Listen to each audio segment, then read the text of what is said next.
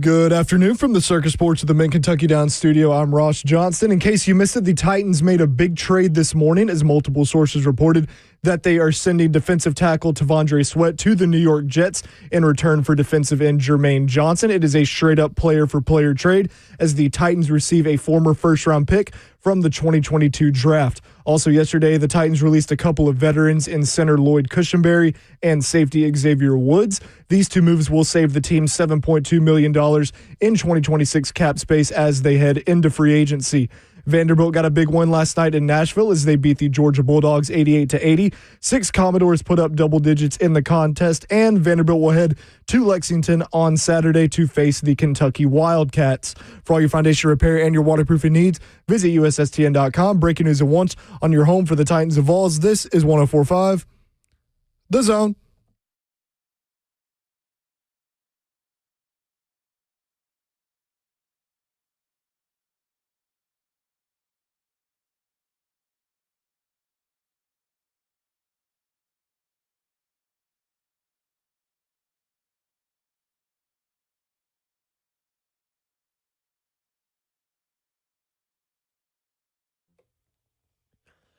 Welcome into Cover 2 on 104.5 The Zone. I am not Zach Lyons. I am, in fact, Joseph Bonanno. And that is not the hitman Blaine Bishop, but that is the Stoney Keeley right here on 104.5 The Zone, brought to you by All Four Seasons Garage Doors. Stoney, how are you doing on this was it Thursday? Yeah, Thursday. Yeah, I'm fired up, Joseph. How lucky are we that we get to do radio on a day like today? What, anything important happen? A few things. I don't know. Have you been busy? Zach's getting LASIK. Oh, is that what you're talking about? That we get to talk about Zach's eyesight being fixed finally? Man, what a wild. There's so much going on today. Yeah. I wish Zach could be here for this. He would love it so much. I think Zach wishes he could be here for this. Yeah. In fact, he tweeted as much, and I was like, don't worry, Zach. Go get your eyes fixed. Stoney and I got this. Yeah, we're capable today. We are very capable. Maybe. And I know I'm playing around, but big news of the day, dropping around, about 9 o'clock this morning. The Tennessee Titans are trading nose tackle T'Vondre Sweat to the Jets in exchange for defensive end Jermaine Johnson, straight up. Yeah. And that's the part that gets me excited about this is you didn't give up any draft capital and you got rid of a guy, I don't want to say got rid of, but moved on from a guy where there were lots of question marks, whether it was his scheme fit with Robert Saleh, whether it was his conditioning in the offseason and being able to get ready for a full 17-game season. It just kind of seemed like the Bergonzi-led Titans and T'Vondre Sweat were not on the same path, and clearly this move shows that was true. It did not seem like a great cultural fit, and I will read one of Buck's tweets from earlier today. They've been out on Sweat since the GM change. It was never an if, but when. And so I had kind of heard some similar things that maybe, this wasn't a guy that they felt was really like worth the trouble of trying to keep in line, so to speak, or try to light that fire underneath him. It's been kind of a shaky thing from what I've heard. And I can't say that I'm surprised by the news, but I am surprised that it happens now. I told Buck on his show earlier, it's like I was fully expecting mid-September to get that notification T'Vondre Sweat traded for a 6th-round draft pick or something like that. So great on the Titans and great on Mike Bergonzi for getting something. Yeah. Honestly, what I think is more valuable than what a 6th or 7th or whatever draft pick, anything less than a 4th, to be honest. Yeah. Because in the past we've seen where some of these high draft picks for the Titans, so like, the 2nd, 3rd rounders, you're not getting that back in exchange when the Titans eventually move on from them. Here, I think you actually upgraded in terms of the value that you got back, getting a former first-round defensive end, Jermaine Johnson, who not only fits in the scheme and has familiarity with Robert Saleh, the Titans head coach, but has shown some success in the league as a pass rusher. Now, he is coming off an Achilles injury in 2024, which actually happened against the Titans. I don't know if you remember that. I do. I remember that game. And so his 2025 season was his first season off of the Achilles. He had 3 sacks last year, which is a little bit down from his 7.5 he had in 2023, excuse me, where he made a Pro Bowl with Robert Saleh as his head coach. But some notes coming from this trade. So reportedly, Robert Saleh tried to trade for Jermaine Johnson as the San Francisco 49ers defensive coordinator at the trade deadline last year. Saleh and the Niners wanted to give up a 3rd-round pick. The Jets wanted a 2nd-round pick. They couldn't get things worked out. Jermaine Johnson stayed in New York. Now you kind of give up T'Vondre Sweat, which I think what you and I were just saying is that I don't know if his value would have been more than maybe a 4th or a 5th later in the year. Yeah. And you get it early, and so you get Jermaine Johnson in the system in the offseason, which I think is huge. Yeah, and I think there's a couple of things I want to add here. Is like I kind of want to be clear on this because I think some of the trade parameters are being a little misread, so to speak. Is like I don't think this was necessarily a knock on T'Vondre Sweat, the player, because at his best, he is a good football player. I mean, he was good. He had very good flashes for Tennessee. Yeah. I think this was more about the confidence in him taking the necessary steps to achieve that more consistently. So, I get like people in the chat are saying like, oh, you get a younger, healthier, cheaper Sweat for an injury-prone edge rusher. Like one injury. I get that, but keep in mind the character aspect of this. And I think that's where the Titans were a little eager to move off of this guy. So I would say that. And then to your point, I'm very glad that this happened now so that we're not going through an entire summer of investing into T'Vondre Sweat, trying to make him better, trying to make him fit in the scheme, and then trading him and then bringing a Jermaine Johnson in here like 4 games into the season, trying to acclimate. Like it happens now. You could get him in the building. You can start really building the team, and everybody's going to be together, kumbaya around the campfire throughout the summer. Jeffrey Simmons joined 3HL while they were at the Super Bowl. And one thing that was brought up in that conversation was T'Vondre Sweat. And I feel like T'Vondre Sweat kind of had a plan for this offseason. He was going to go train with Simmons down in Dallas. Simmons said he was actually really excited about it, kind of blowing up his phone. And it kind of seemed like he was going to be on that trend of, okay, it's time to lock in. But I don't think the Titans wanted to take that gamble, especially if they were going to be able to get the value that they got for him, which is a former first-round defensive end that has shown some success in the league while playing under Robert Saleh. Yeah. So I'm not knocking. I don't want to knock on T'Vondre Sweat. I like T'Vondre Sweat as a player. I do too. And I think he fit in what the Titans system was. That's the key word. Was. Past tense. From the years past. We're in a new era. I think they could have made it work with him this year. I think they could have. And I think Saleh's a smart enough defensive coordinator. Yeah. Now I know he's the head coach, but a defensive-minded guy to get him to work. But if you're able to put the pieces that you know will work rather than what you think can work, I'd rather be in the know than in the guessing mode of that. Yeah, absolutely. I've been a long-time Sweat defender. I liked the draft pick. I think that he is kind of miscast as a run-stuffing nose tackle, and I will not be gaslit into thinking otherwise. Like, the dude's first step is awesome. Like, the guy's hands are awesome. Like, he was injured. He never really adjusted to the consistent level of competition in the NFL, but he's still a young player. Like, there's still a ceiling for T'Vondre Sweat in this league, and I get why this happened. I like the return in Jermaine Johnson, but I'm kind of with you. Like, I don't want this to turn into like we're going to bash T'Vondre Sweat because I do think he's a good player, but I think there is a world where nobody in this trade got fleeced, that it was probably best for both parties. Yeah, and, I think Sweat had a support system here at first. Like, I think when it was the Rand Carth, on player-wise, I know Jeffrey Simmons supported him. I mean, you can hear as much when you hear Big Jeff talked about him.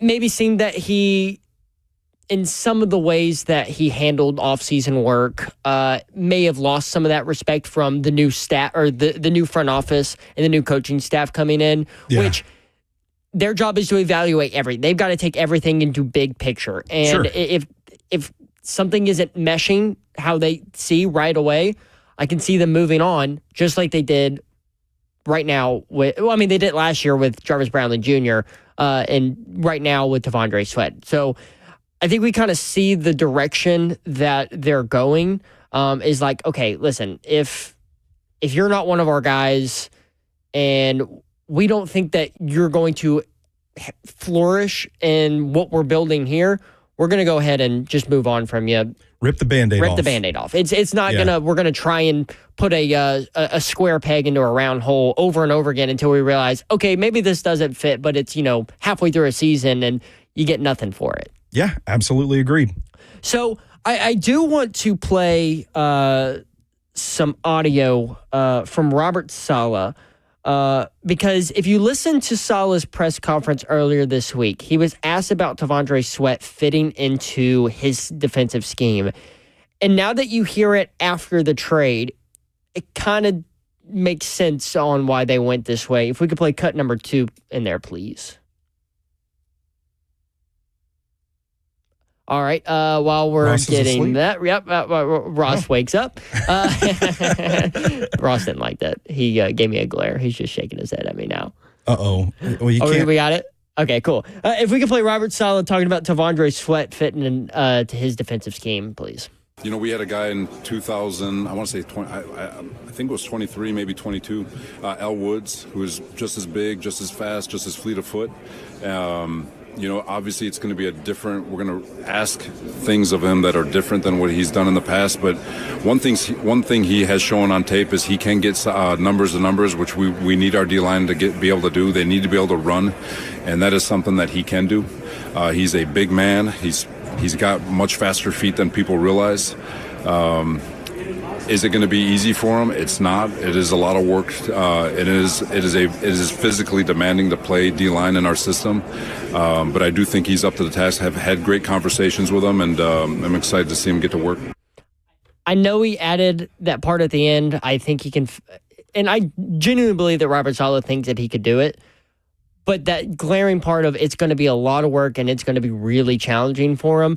Yeah. I just don't know at this point if they want to put the effort into a guy that's already kind of had 2 years under his belt and has already had some of those issues and concerns with the getting ready up and getting up to NFL game speed during an offseason. And I think that, like you just said, wanted to rip the Band-Aid off.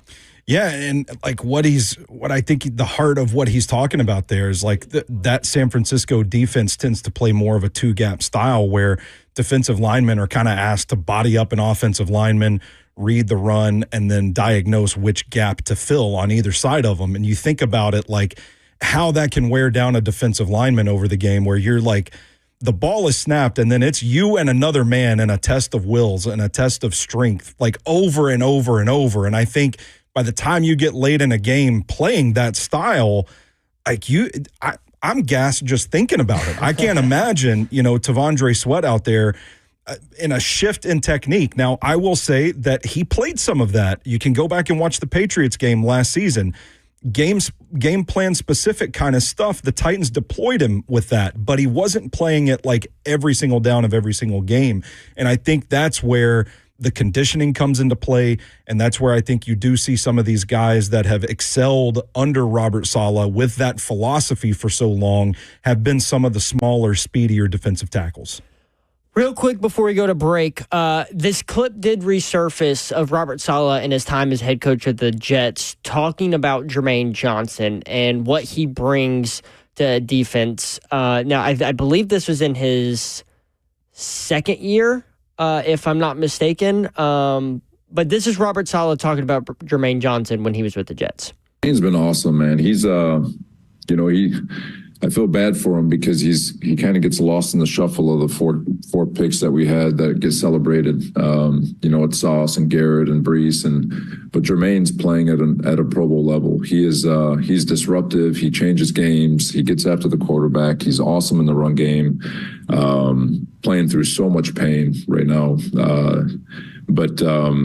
he had that first year where he was kind of hidden behind a really good D line, and he had an unbelievable offseason, put in a lot of work. And it's so cool just to watch a young man who put in the work that he needed to in the offseason to reap the rewards of his labor. But he's doing a great job, grossly underrated in my opinion, but he's going to be good for a long time. I think you can see why Saleh tried to get him last year with the 49ers and then ended up being with Berganza and getting him here this year before the season started with the Titans. Yeah, and man, I go back to his tape, the evaluation I had for Jermaine Johnson coming out of college, like really explosive first step. I love the way he's built. He's got really long arms. He can really tee off on the quarterback, kind of accelerate into the pressure. I like this kind of looks like the exact type of guy that Robert Saleh wants in his defense. I know we'll get into this a little bit later, but I don't think this necessarily alleviates the need for an edge rusher. I see Jermaine Johnson as kind of high-end edge two in this rotation, but I do think it is a start when you're talking about the roster building. I like that you bring that up because that tees me off just for what we're going to talk about coming up next. When we come back, I'm going to give my theory on what this could do for the Tennessee Titans in the upcoming NFL draft and what I think that they might do it for now that they've made this move. We'll also get Stoney's thoughts on it and what he thinks this move, trading T'Vondre Sweat away and bringing in defensive end Jermaine Johnson, does for the Titans and what they're looking for in the draft coming up. This has been Covered 2 on 104.5 The Zone. We'll be right back.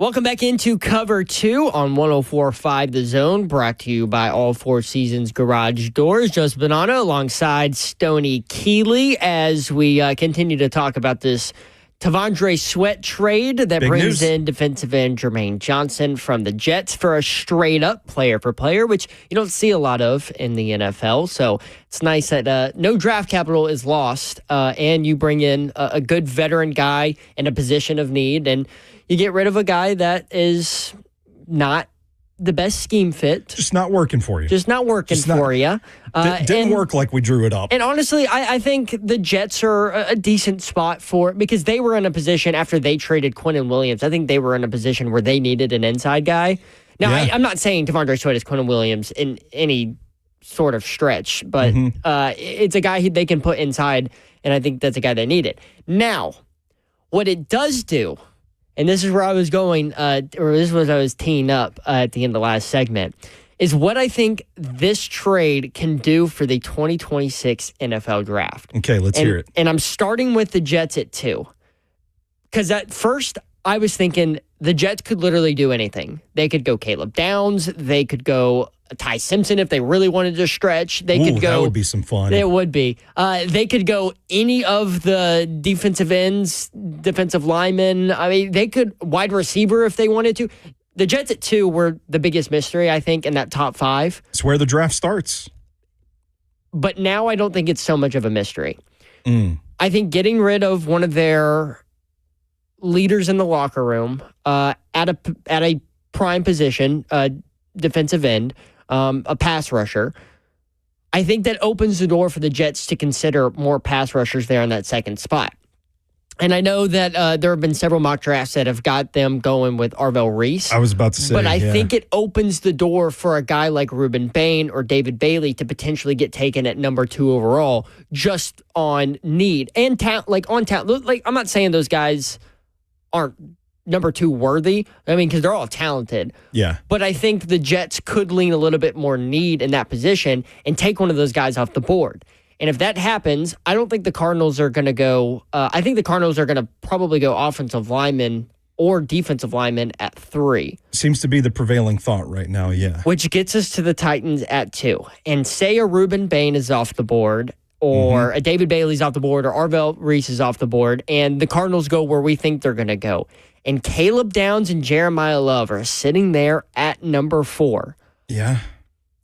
Looking at this edge class and how deep it is. I mean, everyone's talking the 2 deepest positions in this class are what? I would say edge and cornerback. Edge and cornerback. And then I've heard wide receiver too. Wide receiver is up there. Edge being the deepest position in this draft. And I don't think, and you and I were talking about this during the breaks, I was trying to see where you kind of agreed with me, disagreed with me on this. I don't think Reuben Bain Jr., David Bailey, and Arvell Reese, if those are your top 3 pass rushers in this draft, I don't think the gap between them and that second group of guys is as big as the media kind of is making it seem. Just because those are the guys getting talked about, I think that second group of guys is maybe half a step behind those. I mean, those guys are clearly the top 3, but I don't think that gap between them and that second group is that big, like an Armason Thomas or a Zion Young out of Missouri. TJ Parker. I mean, I really think that if you're sitting there at 4 and one of those 3 guys is off the board because the Jets went with them at 2, and you're sitting there staring down 2 very generational players at the position. And I know Daniel Jeremiah released his top 10 prospects and had Caleb Downs at 9. And Jeremiah Love it too, by the way. Caleb Downs at 9, I think that's a little bit of a positional hindrance right there. Has to be. But if you're staring at Caleb Downs or Jeremiah Love there at 2, I would not hate it, and I would not be surprised if the Titans were like, I think we can get an edge at 35. Let me grab a guy that I'm not going to see again in a future draft.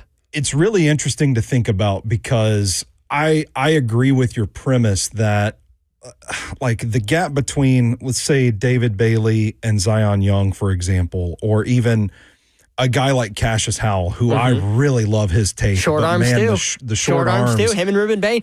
He might be in play at 35. Two of the three shortest arms ever recorded at the Combine since 1999. Yeah. Him and Ruben Bain and Cassius Howell. Both under 31. Ruben Bain's measure came out today, official, 30 and 7/8. And I think Cassius Howell was 30 and 5/8, I believe. Something like that, yeah.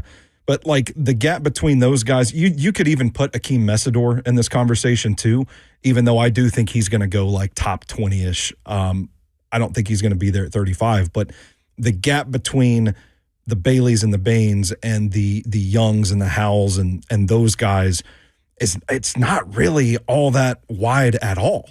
I mean, not just comparing it to what's at running back. I mean, like these guys, this is a really good deep edge group. Whereas if you just like even take the position out of the equation altogether, it's just who are like the blue chip guys in this draft.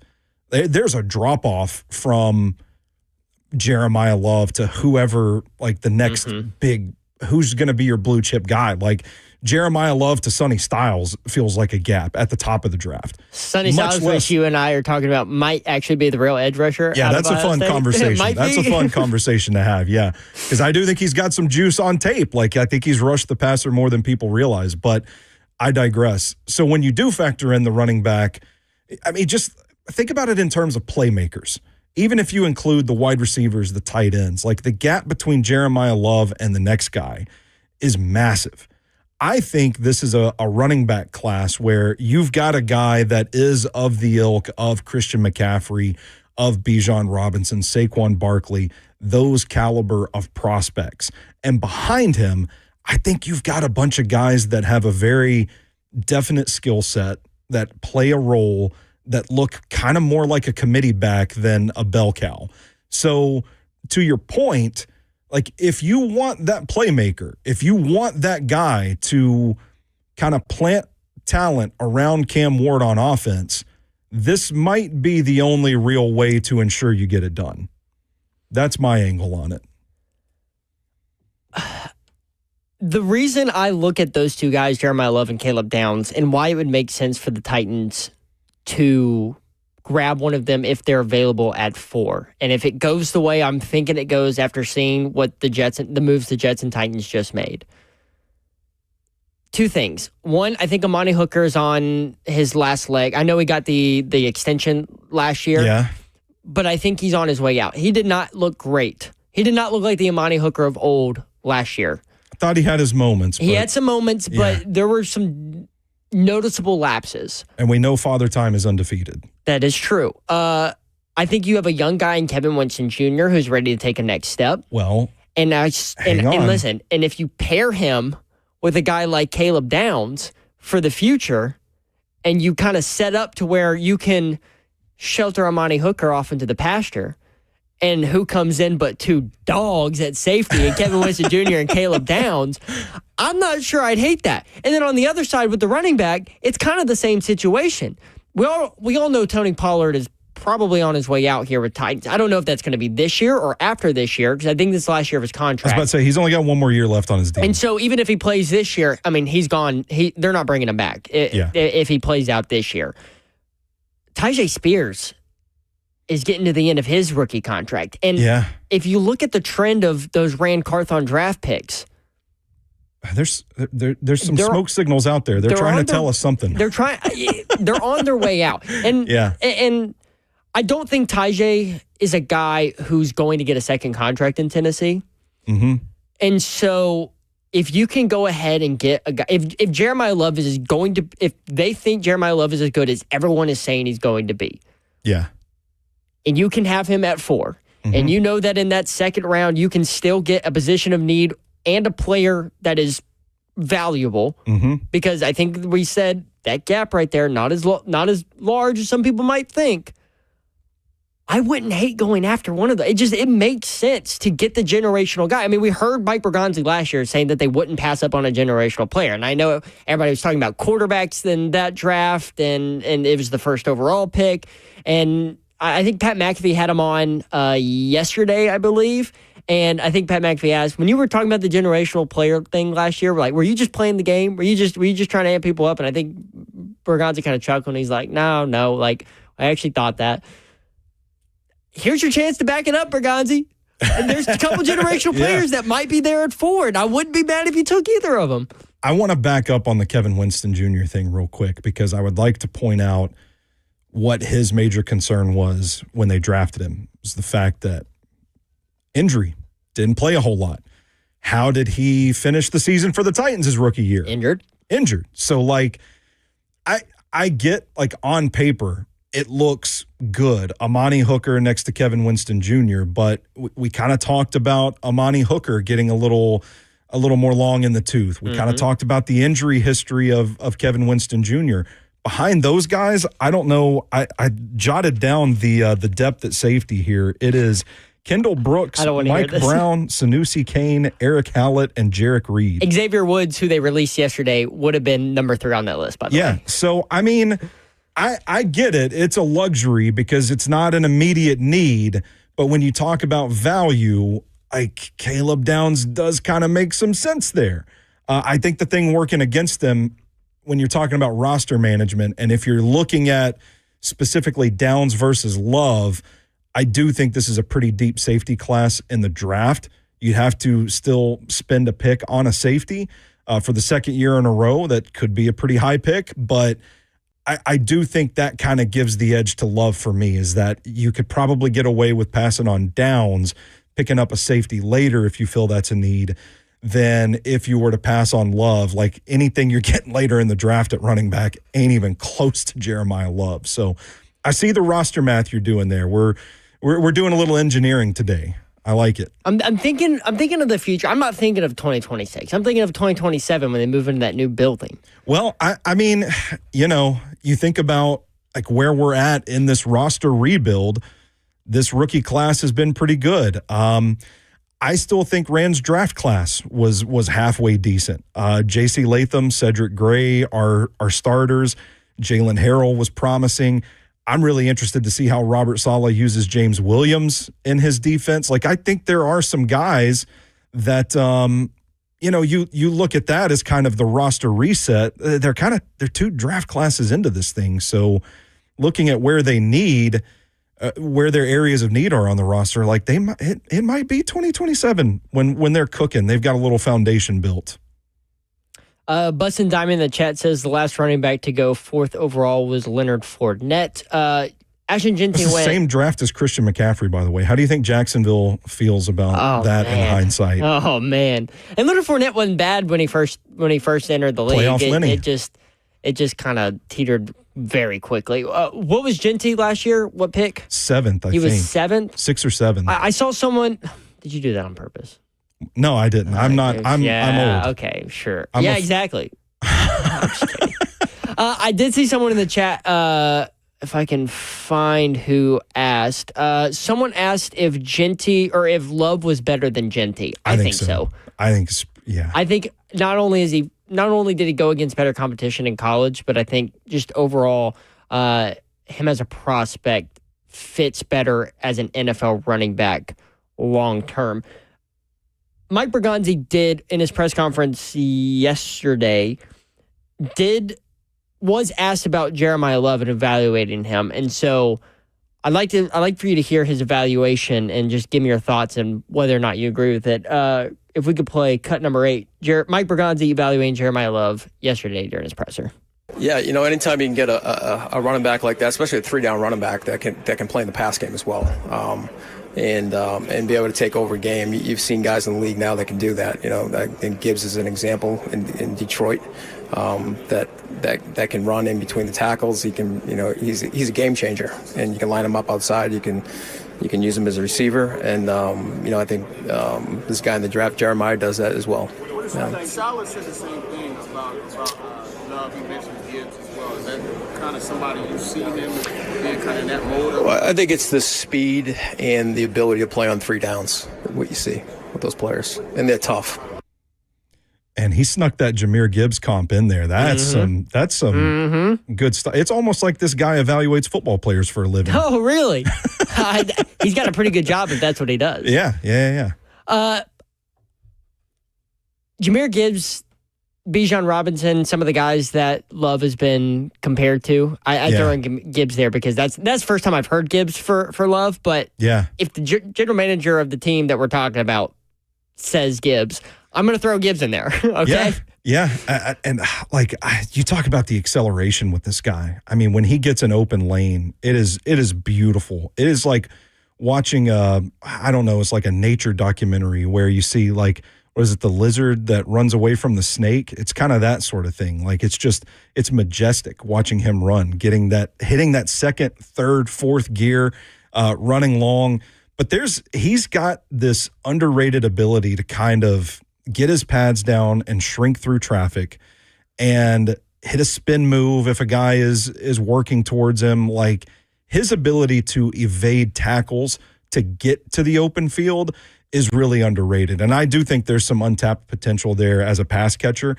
I know there's production. I know it's on his tape of him doing it, but I can see a little bit of that Christian McCaffrey comp in Jeremiah Love. Oh, man. The dude. We're comparing this guy to like some of the best running backs in the NFL right now. Get his Hall of Fame jacket ready. Oh my God. Like, I'm telling you, I've talked myself into Jeremiah Love before. Yeah, I mean, listen, I've kind of been there for a while. Like, I'm a big fan. I think he's the second best player in the draft behind Caleb Downs.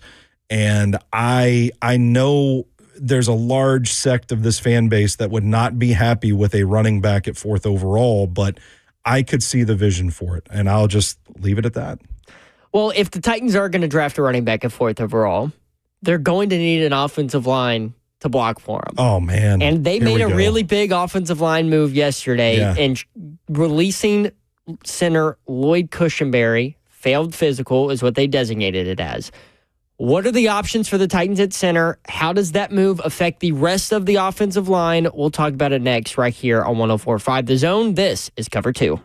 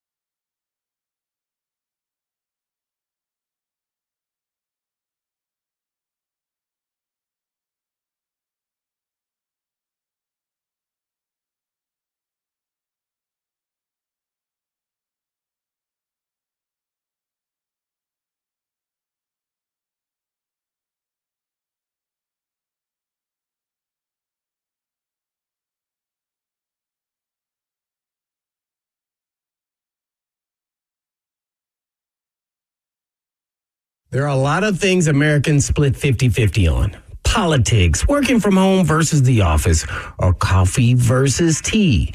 But there's one thing we all agree on. Hey, it's Blaine Bishop. Taking your car in for repairs can be complicated.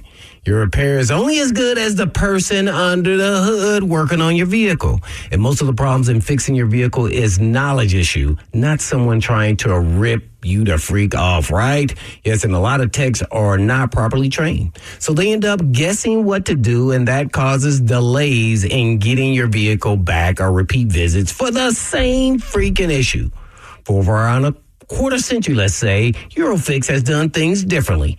Every visit starts with a free 15-minute no-rinse inspection so you know what's going on before we start the work.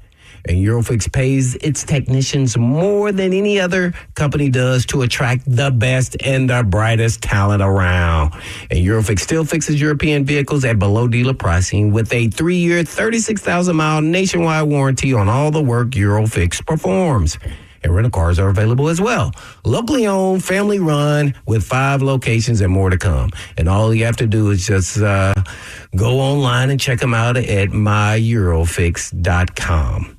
That's myeurofix.com.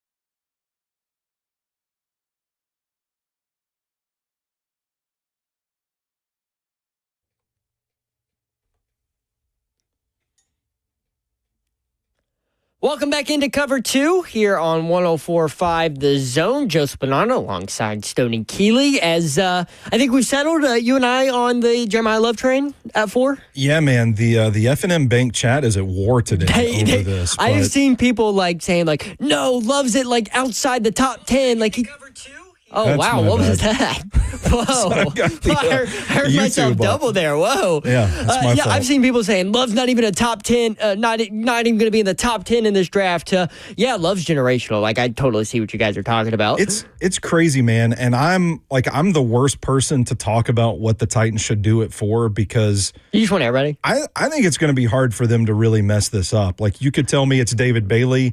I get you'd be okay, yeah. Ruben Bain, get it. Be okay. Arvell Reese, Sonny Styles, Caleb Downs, Jeremiah Love. The only way, I'm really going to draw the pitchforks out. You could even tell me, oh, we're going to go get, Francis Mauanoa. And I'd be like, okay. But I don't know about that one. Kenyon Sadiq is that's the name that was brought up that I was kind of we might be stretching this a little bit. So what you're referring to is the Titans confirmed some combine interviews. Arvell Reese, Ruben Bang, David Bailey, Brandon Cisse, who's an interesting name at cornerback, potentially in the second round. Yeah, I would say so. Brandon Cleveland, who we'll get into later. Love Brandon Cleveland. Guy you like. Yeah. And Kenyon Sadiq, the tight end out of Oregon. But the Titans have more needs than some random tight end out of Oregon. He's not random. He's actually probably tight end number 1 in this draft. I would say so, yeah, absolutely. The Titans have more needs than that. And that comes out of news yesterday that they released center Lloyd Cushenberry. Now, you were on 3HL yesterday when the news broke, and so you got to give your initial reaction.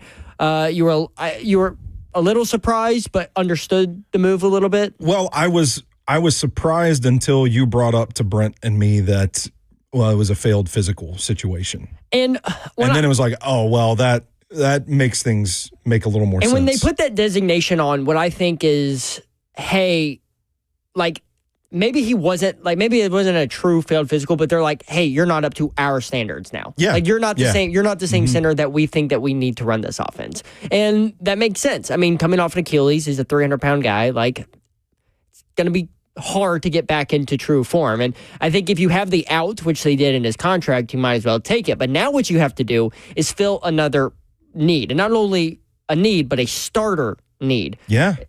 At first, it was just depth with Corey Levin hitting the open market. They could sign him back potentially, but right now he's not on the roster because once that new league year hits, he will be a free agent. Well, I guess he's technically a free agent now, or will be after the tag period ends.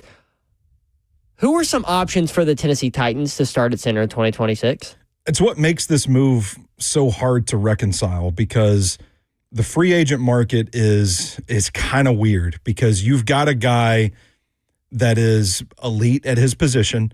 This is going to be a premium contract for Tyler Linderbaum, the center for the Ravens. One of the cleanest center prospects that I've watched in quite some time.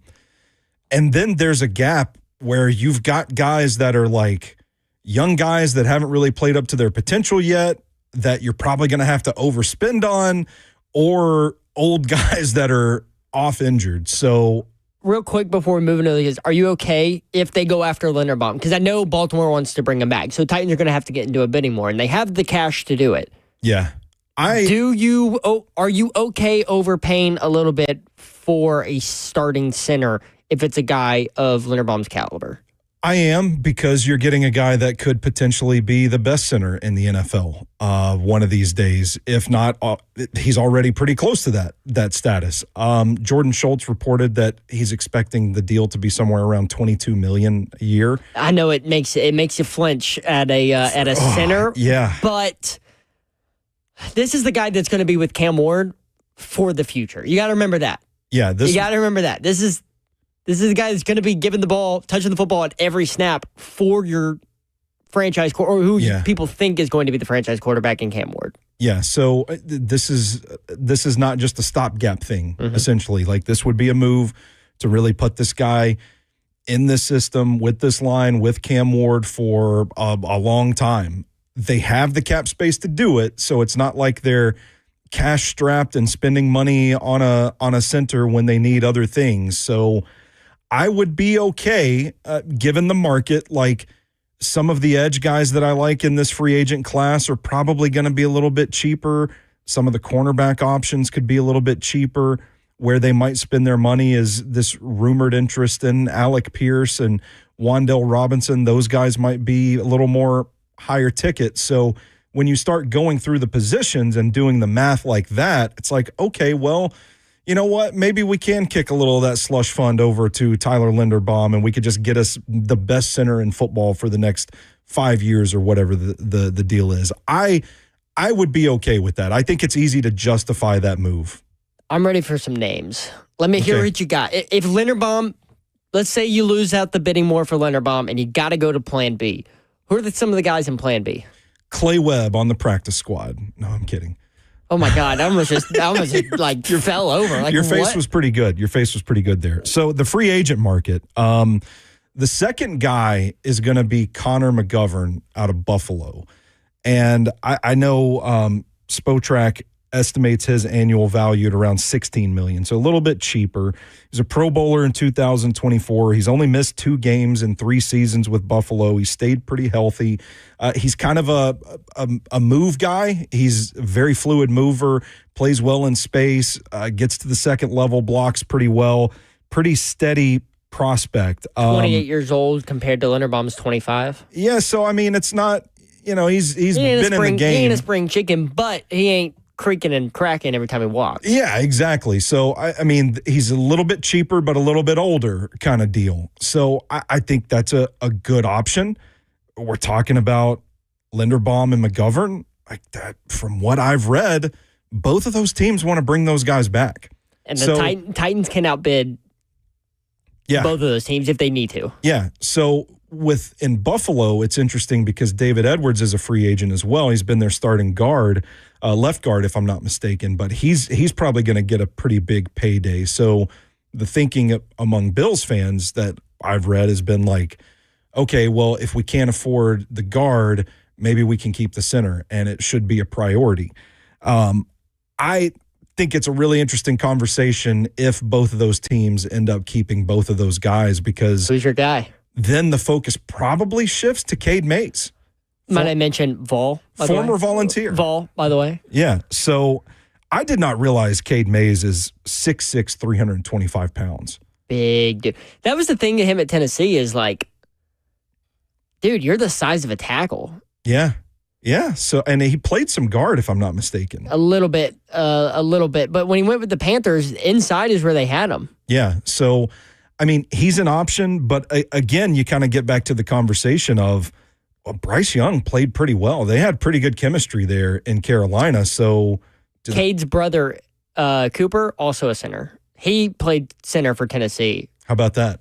So, I mean, he's got some family, like, he's got the center blood in him. Yeah. He had not necessarily the experience that you'd like pairing with Cam Ward, but I guess if you needed an in-the-pinch option, Cade Mays compared to, let's say, a Corey Levin, which is what a lot of people instantly jumped to when the news came out, is, oh, Corey Levin's going to be the center in 2026. It's like, well, first off, Corey Levin's not on the team right now.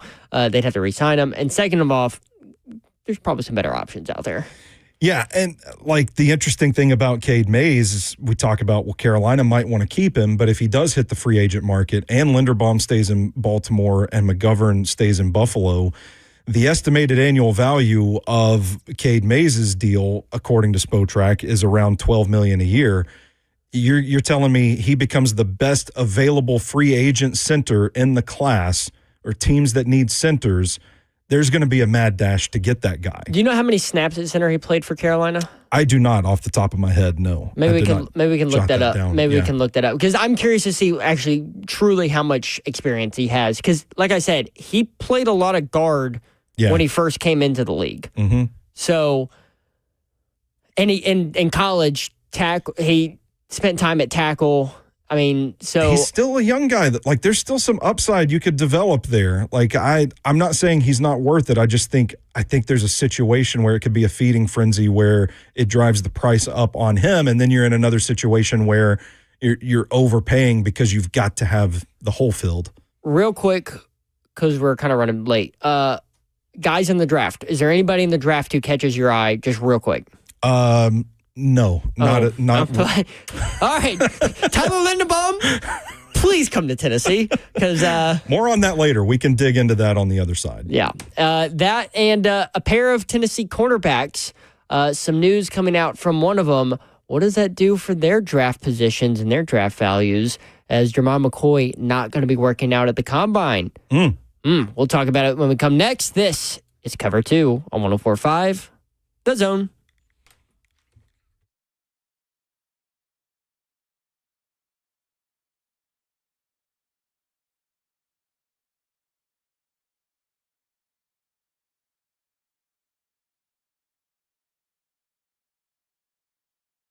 Hey, it's Zach Lyons. If you wear glasses, you already know the struggle. I'm constantly looking for them, waking up blind without them, knocking them off the nightstand. Don't even get me started on vacations. Swimming, forget it. Fogging up, smudges, scratches. My whole day revolves around these things so that I can see.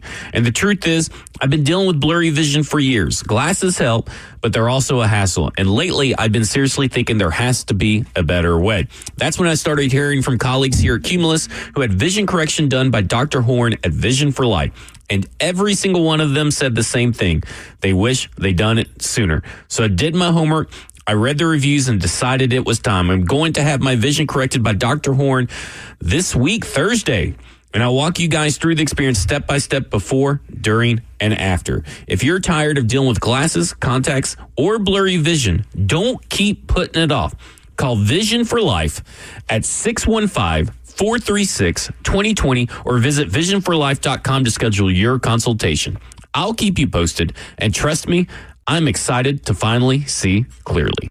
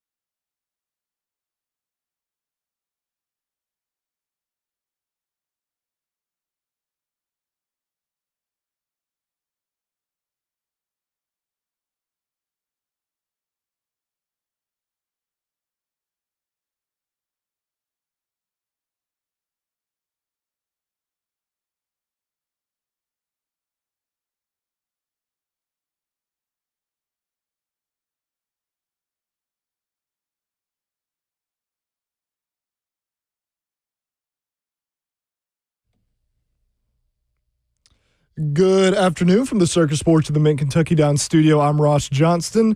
In Titans news, there was a big trade this morning as multiple sources reported that the team is sending defensive tackle T'Vondre Sweat to the New York Jets.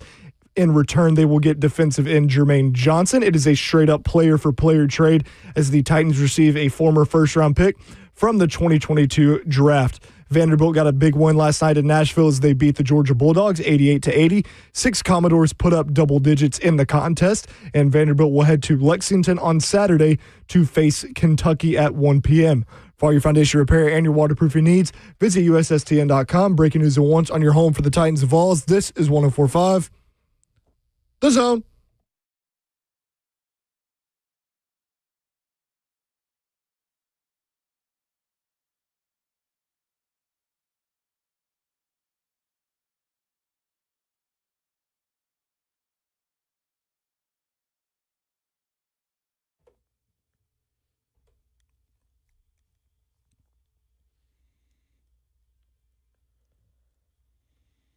Hour 2 of Cover 2 here on 104.5 The Zone, brought to you by All Four Seasons Garage Doors, broadcasting live from the Circus Sports studio. Circus Sports, the Mint Kentucky Downs' largest sports book. I'm not Zach Lyons. I am, in fact, Joseph Bonanno. Alongside me is not the hitman Blaine Bishop, but it is, I'm going to call you the Stone Man. The Stone Man? The Stone Man, Stoney Keeley. I like that. I can vibe with that. The Stone Man, Stoney Keeley. It's always a good thing when you earn a nickname. Yeah. Never bad. No, I think we could get a better nickname for you. I'll have to think about that because I think we need to do something with your draft book. Can you show the people your draft book? For those watching on spread out right now. For those who are watching on YouTube, Facebook, Twitter, and Twitch, Stoney came in today, and he when he does come in to fill in here on 104.5 The Zone, which he does so well. He always brings his draft book, and he told me today when he came in, he goes, "This isn't even like done." Yeah, I'm honestly, I've got a stack of notes that I've got to transfer to the book. I'm at probably, I'd say there might be 100 players in there, so I'm probably about a third of the way through. I mean, Jesus, Stoney. Just in case you guys were wondering, too, half of those pages in there are from like a second string guard out of like Tarleton State or something. That's very true.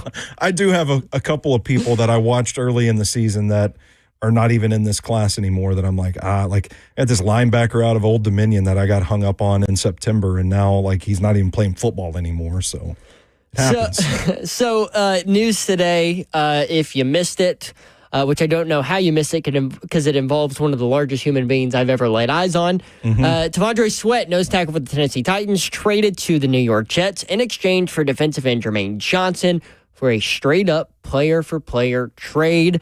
Johnson reportedly wanted out of New York, according to Jeremy Fowler, I saw earlier today. It was a quiet one out, but he did one out. But I think you brought this up that he has been known to be a good locker room guy. Yeah, so. I've heard. I do not know him personally, I should specify, but I have heard that he is. Yeah, Jermaine and I, we talk all the time. I've heard he's a really good locker room guy. The other thing we were talking about last segment was potential center options for the Tennessee Titans. And we brought up Cade Mays. And the thing with Cade Mays is when he came into the league, he was a guard. He was a rotational offensive lineman piece. So he played a little bit of tackle, a little bit of guard, just kind of where he fell in. But in 2024 is where he started his first game at center for the Panthers in December of 2024, where he played 4 games, 100% of the snaps on those 4 games, starting at center. Now, in 2025, he played 727 snaps, did not start the season at center. I'm not sure why. I think I need to dive in a little bit more. I don't know if it was an injury thing or if maybe they were going to go in a different direction and ended up working back to him. But the first 2 weeks, first week he didn't play any snaps at center. Second week he only played 20% of the snaps at center. And then the rest of the season he was the starter until he got hurt for a game or two. And then he came back and he was the center starter then. So not a ton of experience, but does have at least a full season worth of games under his belt. Yeah, he's played enough that I think you feel good. And it's really, like I said earlier, like the connection between he and Bryce Young seems to be a combination that really clicked. Bryce Young, which as someone in the chat mentioned, a 6'6" center playing with a guy like Bryce Young who's 5'10". Yeah. I don't know how you did that, but congratulations, Carolina. Hey, they Way to they figure made that it work. one out. Yeah, they made it work. They went and won the NFC South last year. So it's interesting. I think he's one of the more interesting dominoes in this free agent class because I think if everybody that's supposed to hit free agency actually hits free agency, I think you could get a guy like that for a reasonable deal. But I think the math starts to change as some of those deals get locked up. Can I suggest something that what if they went after him early and got him on a cheap deal? Ooh, got him before the Linderbaums and before the Connor McGoverns go. You get him on a cheap deal, and then you go spend somewhere else, maybe at corner. Yeah, see that's pretty fun. Maybe to a think. running That's back. some real strategery we're doing there. Because, like I said, hasn't played less than 1,000 snaps in his NFL career at the center position. He's a young guy. I think he was only 20.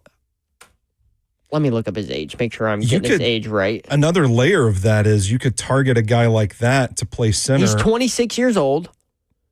Okay. Moldable is what I'm thinking here. A guy that's moldable to come in and fit new coaching staff. You think about it, like you need a right guard too. So what's stopping you from, let's just get real crazy. Let's get real off the rails here. What's stopping you from going and getting that guy? And then you know what? If Tyler Linderbaum is still available, then you have your right guard. Oh my gosh, Stoney, we just figured it out. We just figured it all out. We just figured it out. Oh my! You know what? Mike Berganza, if you're listening, if you need a couple assistant GMs, we're right here. Listen, Jeremiah Love at 4. You're going to go get one of those edges in the second round. You're going to sign Cade Mays early. That way you have a center option. But, hey, you're still going to go after Linderbaum. There you go. And then, boom, if you land Linderbaum, you got your center, your right guard. Your offensive line is set for Cam Ward, for your brand new running back. This is beautiful. I want to mention a couple of things. A guy in free agency that I really like is Luke Fortner. He was a third-round draft pick of the Jacksonville Jaguars. I watched him at the Senior Bowl back in 2022.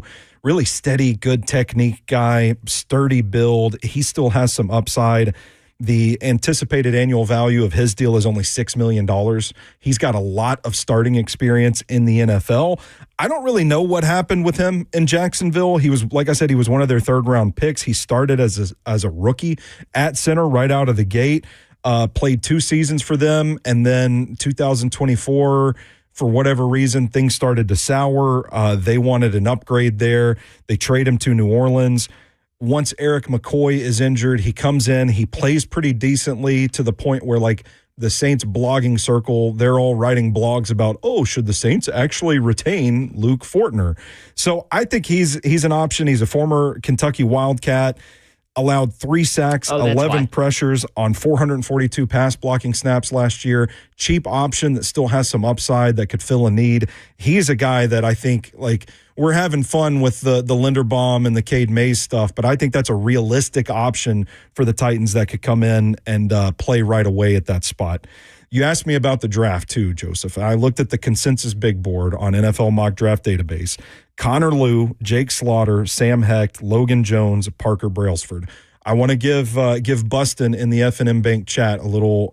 He's been loving on here. Logan Jones. I saw that. I still have not gotten around to his tape. I've only seen like surface level stuff. It's good. I get it. Only a third of the way done, guys. I don't want to fully evaluate a guy if I haven't really dug into the tape just yet. But all of these guys have major question marks that I don't know that they're going to be ready. It's not that I don't like these prospects, because the 4 that I've watched so far, I do like quite a bit, but you're talking about guys that might be third-round picks. It might be the 3rd round before the first center in this class comes off the board. And this is a guy that's going to have to start right away. Yeah, and they need someone week 1. If that's the way you go, and do you want... First off, do you want to use a 3rd-round pick on a center? It forces you to use the draft capital for need. And second off, do you want to throw a rookie in there at center dealing with Cam Ward? I'm going to say no. Yeah. I personally, no. I'd rather go the free agent route. I'd rather overpay in free agency, get a guy that I know knows how to do the job, can work with a young quarterback, and then be set. And then use your draft capital on positions that you really, really need. Because Well, I guess they really need a center now that they don't have one on the roster currently. Yeah. I guess Jackson Slater is on the roster, but I don't know how. I know you're a big Jackson Slater. I don't know how ready he is to step into that role right now. We interviewed him on Football and Other F Words last summer, and they told him, or his message to us was like, they want me to be a really good guard before I think about kicking inside the center. Well, I mean, that guard position is open. So he might be the starting right guard for the Titans come week 1. I think it would be, I'd be along for that ride. That would be a lot of fun to watch, but it still doesn't solve your, you now have two holes on the offensive line. You still got to get your center. Yeah. And I like the idea of the Titans drafting a developmental guy. And I know I made a joke. But not top 3 rounds, right? Yeah. I made a joke about Clay Webb earlier, but I liked Clay Webb's tape out of Jacksonville State. That's a fun guy to have on your practice squad to help develop, but the options that they have right now, they're not starting caliber centers right now. They could be, but they need somebody that can play right now while they develop the young guys. Real quick before we go to our break and we go to a segment we're calling Stoney 7. Ramon Foster from Ramon and Will in the mornings, 6 to 10 weekdays, has a Foster 5 he does weekly, I believe. Mm-hmm. I'm kind of going to play off that, and I want to hear a Stoney 7, so we'll do that coming up next, and we'll hear what Stoney's 7 are. But first, real quick before we go to break, I teased this. Tennessee cornerbacks. There's 2 that are projected into the first round, which is really ironic considering how bad the defense was last year. Now, I get Jermod McCoy didn't play last year, and Colton Hood and was playing alongside a freshman and Ty Redmond, who I think is going to be good. But today, news broke as Jermod McCoy met with the media and told everyone that he would not be participating in drills at the Combine, and he'd be waiting until Tennessee's Pro Day to do on-the-field stuff. And I don't know if this was agent-driven, HID-driven. He swears that his health is perfect right now. This is kind of best for him. What do you take of this? And do you think potentially that this could cause a McCoy slide to happen, possibly to the second round? Yeah, I mean, absolutely. I think there were already people that were saying this is a potential slide candidate. Because of the well, get to slipping, buddy. Come down to number 35. We'd love to have you. You have to think of it too, Joseph. It's not just the injury concern. It's the fact that he didn't play an entire season of football. And there's not a deep well of examples of guys that missed that much football and can just come right back and keep playing at the level they were before. So the concern is multifaceted with a guy like Jermod McCoy. I've read from analysts already before this came out that he was a guy that might slide because of the depth of the cornerback group. There's some really intriguing guys at the top of this class, Colton Hood among them, that teams will probably look at and say, give me the guy that I know is ready to play instead of all of the red flags for maybe a higher ceiling. I just want to point out that the Titans, regardless of who's in the front office, have a history of of drafting guys who are injured and tend to fall in the draft. Jeffrey Simmons, Kevin Winston Jr. Yeah. It happens. I wouldn't hate it. I don't think he's going to get to 35. I genuinely don't. I think he's too good of a talent where I think if he participates at the Pro Day and he looks, I mean, even if he looks like 85% of his old self, yeah. I mean, 85% of prime Jermod McCoy is still one of the better cornerbacks in the class. I will say something that might draw the pitchforks again. I think if you stack, let's do it. I'm ready. If you stack his tape up from 2024 and you just completely press the fact that he didn't play at all in 2025 out of your head completely, I think he's a blue chip player in this draft class. And I think his tape... Pound on the table for him, Stoney. I love it. His tape in 2024 is every bit as good as Caleb Downs in 2025, as Jeremiah Love in 2025, and Sonny Styles in 2025. As a Tennessee homer, you are like making my day right now. He's a good ball player, man. Love this. You watch his games against... I watched his games against Alabama and Ohio State, the morbid playoff loss against Ohio State. Thanks for bringing me back down, buddy. And Jeremiah Smith got him on a couple of plays, but Jeremiah Smith is like a transcendent talent. Yeah, so Jeremiah Smith has an opportunity to be the number 1 overall pick as a wide receiver. So. It's good tape, man. Jermod McCoy has some really, really good tape. Which we'll get into. I've got scouting reports for both guys that we can. You're getting me. You're getting me.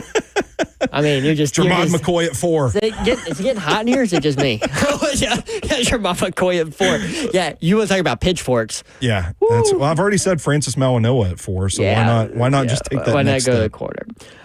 When we come back, we're going to take a quick break. But when we come back, I mentioned Stoney 7. We're going to find out who's on that list and what the list of Stoney 7 is going to be referencing. Something to do with the combine and maybe some people that the Titans fans should keep eyes on. Hey, that's the list. You just told the people, Oh, okay. Joseph. I just told the people. Oh, well, so much for a tease. We'll be right back here on Cover 2 on 104.5 The Zone.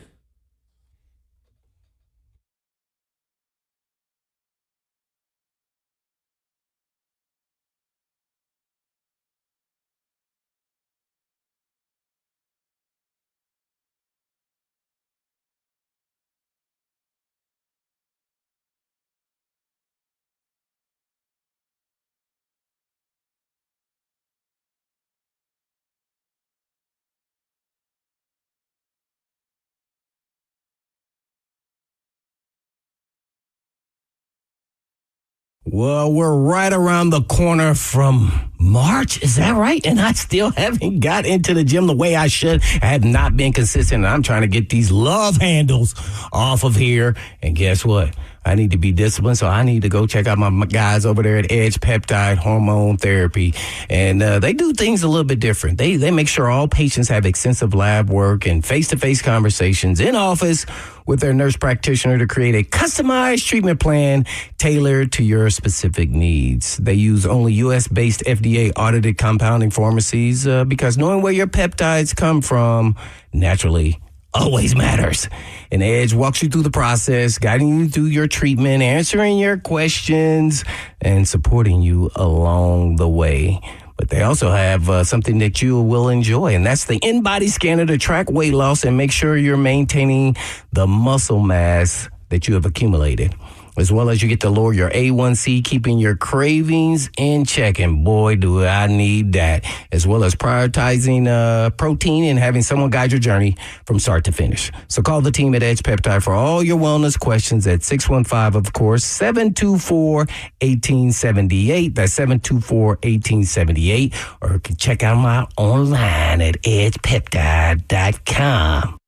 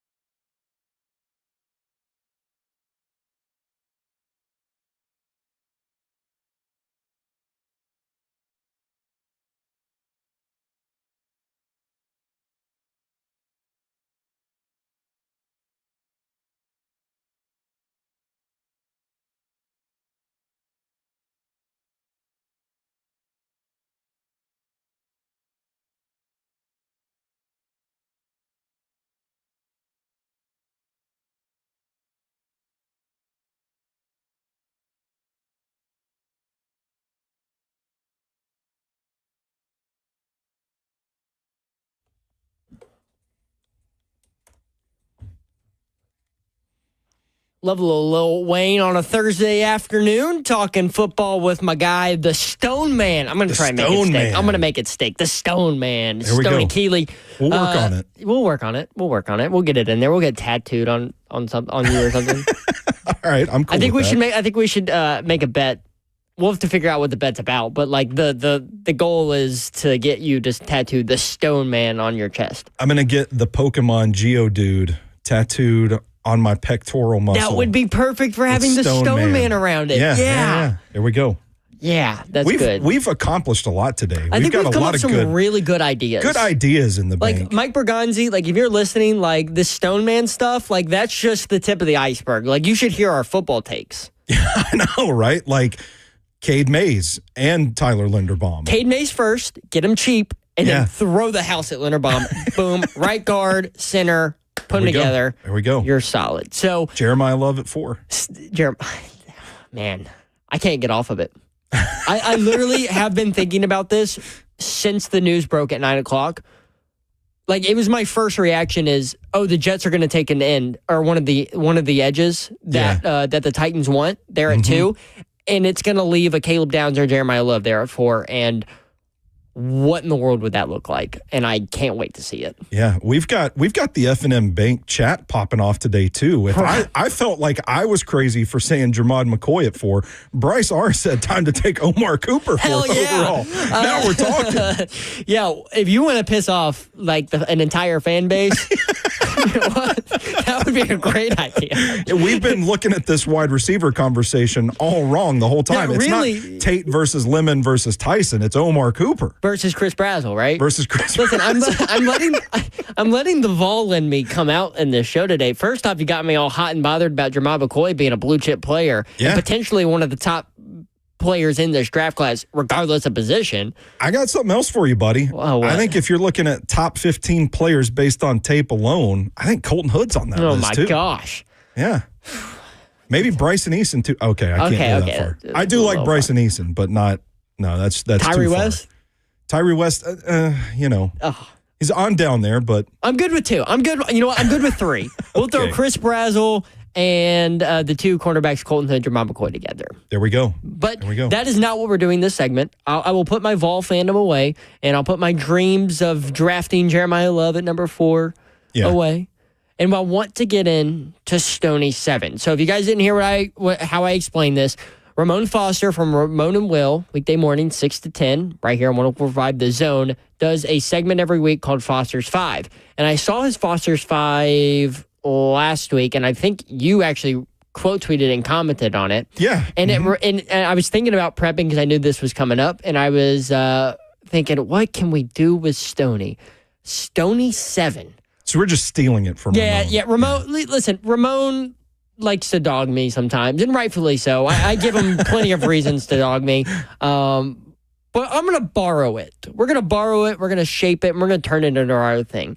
And so, Stoney, what is this Stoney 7 category for today looking like? What is the category first off? So these are players that I think Titans fans should be introduced to this weekend at the Combine. Maybe it's a player that I think there's potential in. We kind of want to see the numbers to validate the tape.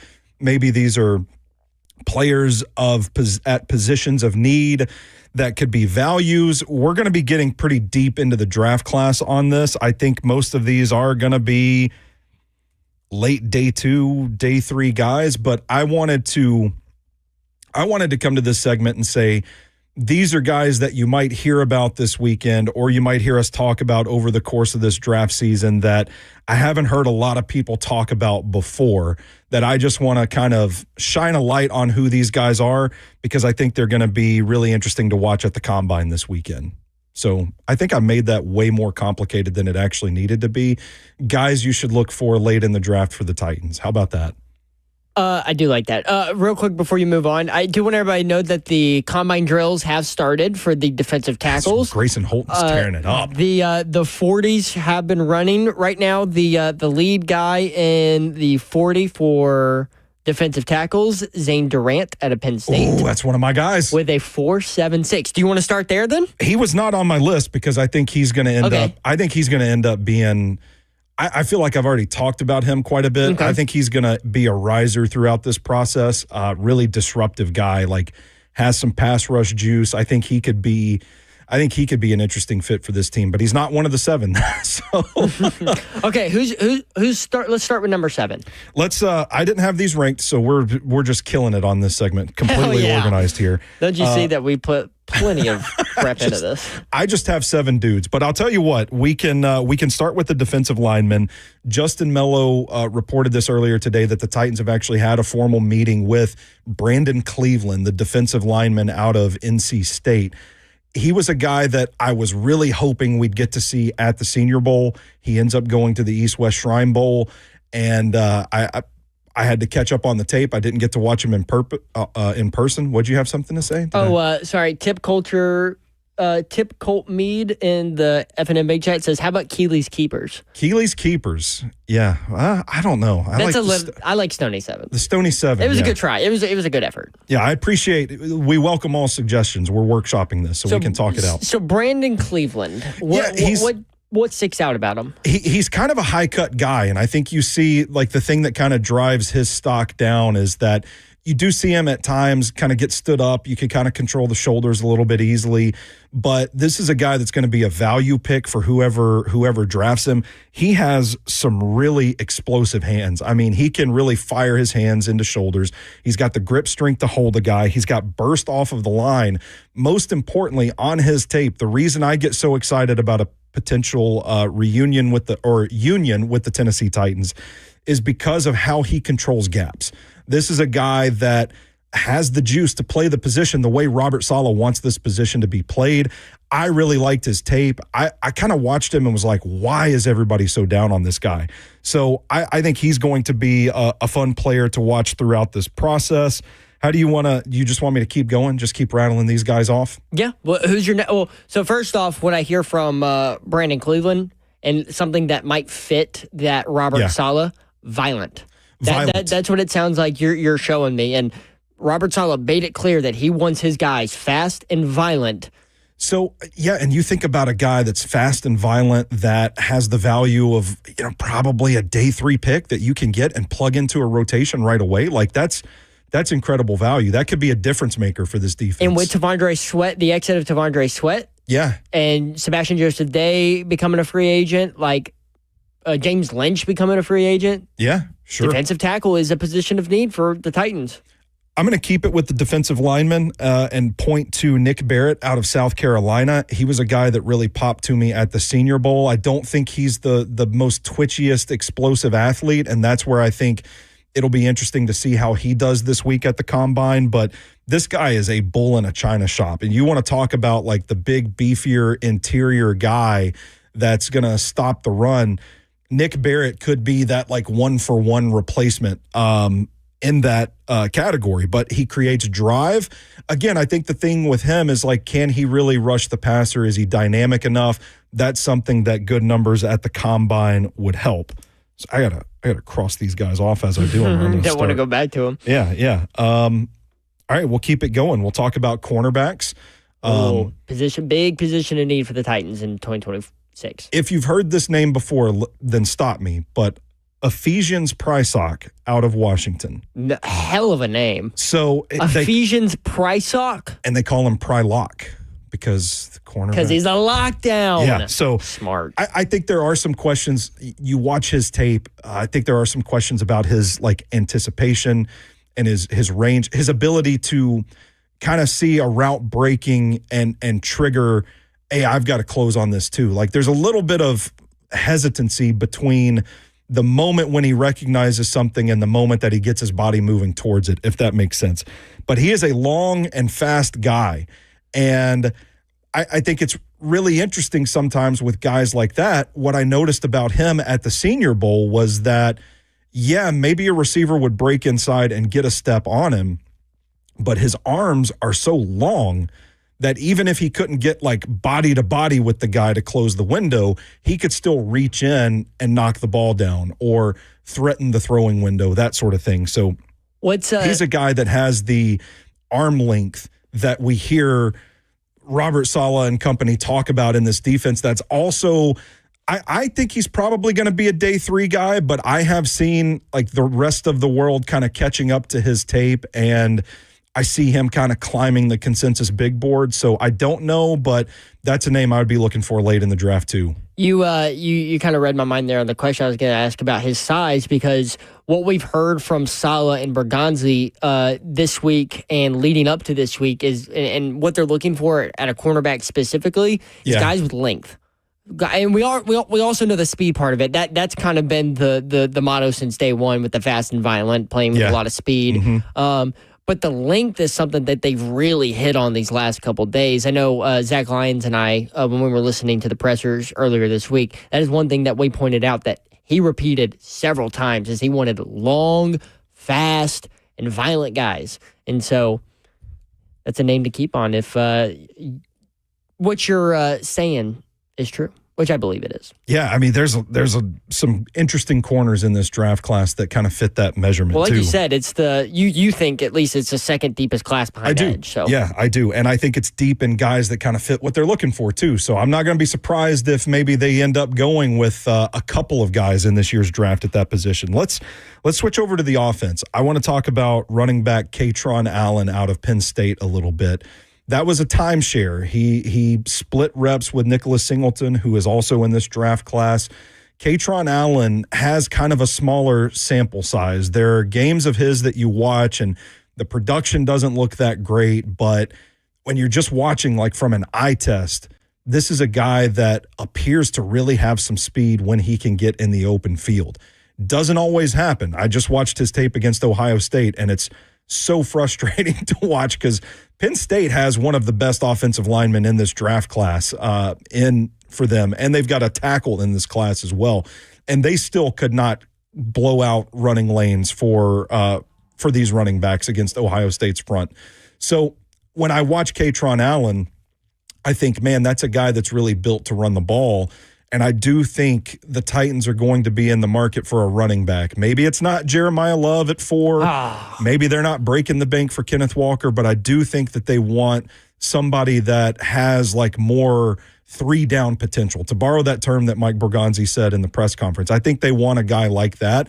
And Katron Allen is potential value because the sample size, the production, that sort of thing kind of drives his stock down. But if you're the Titans and his numbers check out at the combine and it kind of lines up with those instances of speed that we see, that's a guy that could be a great value on day 3 if you want a running back like that. So we're up to how many guys? We are up to, that makes 4. There's 3 more to go. I can move quick if we need to. Or we can finish the list on the other side. But before we go to break, I do want to mention one of the guys you talked about, Brandon Cleveland, ran the 40, 5.12. What is that for? I don't remember exactly his weight is. I don't know what his weight is, but he's third to last in the group right now. Yeah, I don't think he's going to be like 307. I don't think he's going to be like running down screens from the backside or anything. So I'm okay with that personally.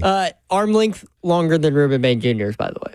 Yeah, well, I was going to make a crude joke about you and me having longer arms than Ruben Bain Jr., but I'll refrain. Just pretend I didn't say that. I might, genuinely. Maybe, yeah. It's a pretty impressive wingspan. Thank you. Yeah. I have measured it before. I don't remember what it was, but it was impressive enough. There we go. That's all it needs to be. All right, we're going to get the final 3 of Stoney 7 when we come back. It's Stoney 7 guys that he thinks Titans fans should get familiar with before the NFL draft. Maybe you can want to start watching them at the combine. Drills currently going on. The defensive tackles currently running several drills. The 40, I've seen the split and the vertical are the 3. Oh, and some broad jump results are starting to come in as well. So we'll keep you up to date on that. We'll get the final 3 of Stoney 7 when we come back. This is Cover 2 on 104.5 The Zone.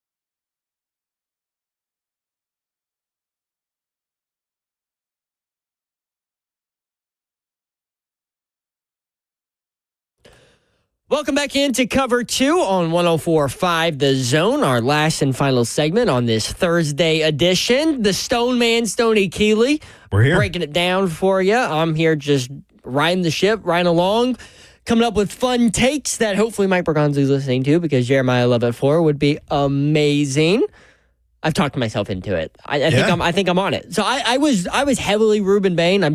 I think I'm off the Bain ship and I'm on the Love train. I am just team, it's going to be hard for them to really screw this up. I think they're going to get a good player at 4 no matter who it is. Well, when you're picking at 4, you should. Well, touche. Fair enough. And if you can't, you might want to reevaluate your job title. Yeah.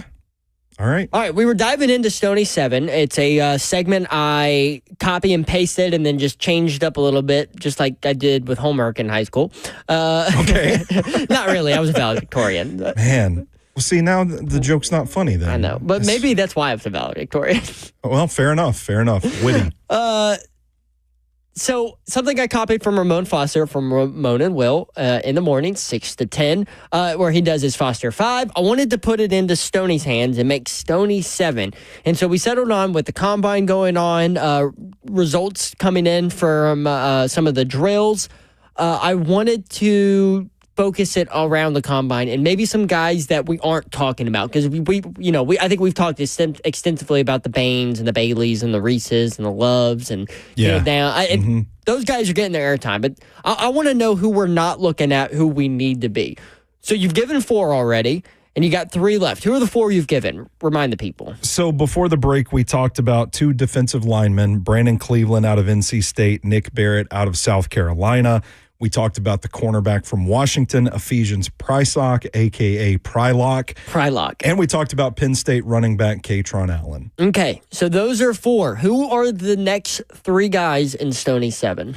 Yeah, so I'll be quick with these because if not, I can be here all day. I love talking about players, so I got to stop myself a little bit. That's a good time of year for you then. I'm looking at Texas Tech wide receiver Reggie Virgil. He's a guy that is very interesting on tape. We saw him at the Senior Bowl. He looks a little light. He's lighter frame kind of wide receiver, but he's a really smooth mover. And the way Texas Tech used him, kind of a gadget guy, navigates traffic well. He's a playmaker with the ball in his hands.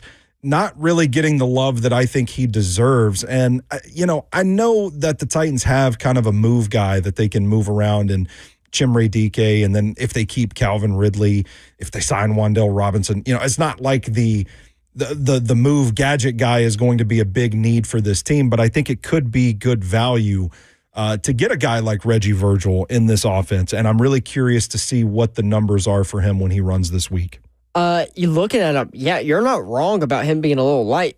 Kind of looks a little bit like Devontae, maybe. He's got a little bit broader shoulders than Devontae Smith, but in terms of his just build, build, he looks very skinny. Yeah, I think that's one of the reasons that his stock is going to slide a little bit. Like I said, the production's kind of iffy. I don't think he's a really well-known prospect, but I think he's got some good tape and could bring some interesting potential to the receiving core. I also want to talk about an offensive lineman out of Maryland. Is it an inside guy? It is an outside guy. Interesting. That will probably play inside. Oh, okay. Well, we have one of those on the roster already. So I'm looking at Alan Heron out of Maryland. This is a guy that's pretty rock steady when it comes to technique, the footwork, the base. He's a really sturdy guy, but I think you see problems with him playing against guys at the edge where he loses the corner quite a bit. And I'm really curious to see how he moves as an athlete because he seemed to really struggle with the speedier guys that could get under and around him. Maryland, and the tape that I watched, they helped him out with tight end chips quite a bit. But if you take his strength and his anchor and you move him inside to guard where the spacing and the range isn't as big of an issue, I think you've got a fun developmental prospect there. And the Titans do need to go ahead and start getting some depth, getting some young guys into this offensive line system to develop them for the future. I don't know if he's even going to get drafted. This is a guy that he's going to work out at the combine this weekend. I think they could get really, really late on day 3, maybe even as a priority free agent. And then the last guy I will mention is punter Ryan Eckley out of Michigan State. Hold up. a punter, Stoney? They might have a need at punter. I don't know. A punter, Stoney? I mean, how absolutely psychotic you got to be to go look at punter film. I was watching Ryan Eckley at the Senior Bowl. I had my phone out. I was timing his hang time on his punts. Watching him, this is a guy, the average in the NFL it's either 4.6 or 4.8. I can't quite remember, but he was consistently beating the average hang time. Had a couple of punts that were up in the air for over 5 seconds and getting some of the directional stuff down out there in the drills. Sometimes you just got to watch a man go out there and kick a ball in person to really get a feel for him. I think punter is kind of a sneaky need for this team. It could be a position they address. I don't know if they're going to address it with a draft pick, but this is a guy in this class. I'm just telling Titans fans, be alert when the punters go out there. Don't just turn the TV off. Don't just change the channel. By the way, don't kickers and punters today. Yeah. Watch this punter from Michigan State, see how he performs at the combine, and then come back to me at the end of April and tell me this is not a guy that could make this team better. Do you want to know the last time the Titans drafted a punter? Have they ever drafted a punter? They have. It's happened 6 times. The last time it happened, 1988, with Greg Montgomery going, what is this, 72nd? How about that? 72nd overall. In 1988? What in the world were we doing in 88? I don't know, man. I was 2 years old then, so. Interesting. So, because Stonehouse in 2022 was an undrafted free agent. Yeah, that's what I'm saying. I don't think you might not have to give a draft pick for Eckley, because I don't think he's the consensus number one. What are we doing getting into punter rankings on this show? Hey, man. I don't think he's the consensus top guy, but I'm telling you, just watching him kick the ball down in Mobile, that's a guy that can play in the league. And I would be, I don't know what's going to happen with Johnny Hecker. I don't remember off the top of my head if he's an actual free agent or if he's a cut candidate. Actually, all 3 of the Titan special teamers, Joey Sly, Morgan Cox, and Johnny Hecker, all free agents. So they need a punter. They need a punter, a kicker, and a long snapper. Pay attention to the punters. Listen, Iowa's got a kicker. Do we got 15 more minutes? I wish. But we do have a couple minutes because that was Stoney 7, by the way, everybody. 7 guys that you need to go look at if you're a Tennessee Titans fan and maybe consider for some late round draft picks in the upcoming draft. If you didn't catch it, well, guess what? You can go back and listen on the podcast, anywhere you get your podcast, or go rewatch the live feed on the 104.5 The Zone YouTube page. Now, yesterday, as you were filling in for 3HL, which you did a great job, and we loved having you. As you and I were walking out to our cars, you mentioned something about the best hot dog that you've ever had, or something along those lines. And as a guy who thinks hot dogs are way better than burgers, I need to hear where you found the greatest hot dog you've ever had. I love hot dogs, too. I'm a big hot dog guy. What did we say walking out? A bad hot dog is better than an average burger? Yeah, a bad hot dog still beats an average burger. Yeah. So I was out in Cookeville over the weekend. I went to the Tennessee Tech's men's basketball game against Lindenwood on Saturday, and they won, keeping their tournament hopes alive. I think they're I can't remember. I think they're 7th in the OVC right now. They got a big game tonight, so go support the Golden Eagles out there in Cookeville. But local basketball, baby. I go up to the concession stand, and I mean, you can look at me. It ain't going to surprise you. I'm a 2-dog kind of guy.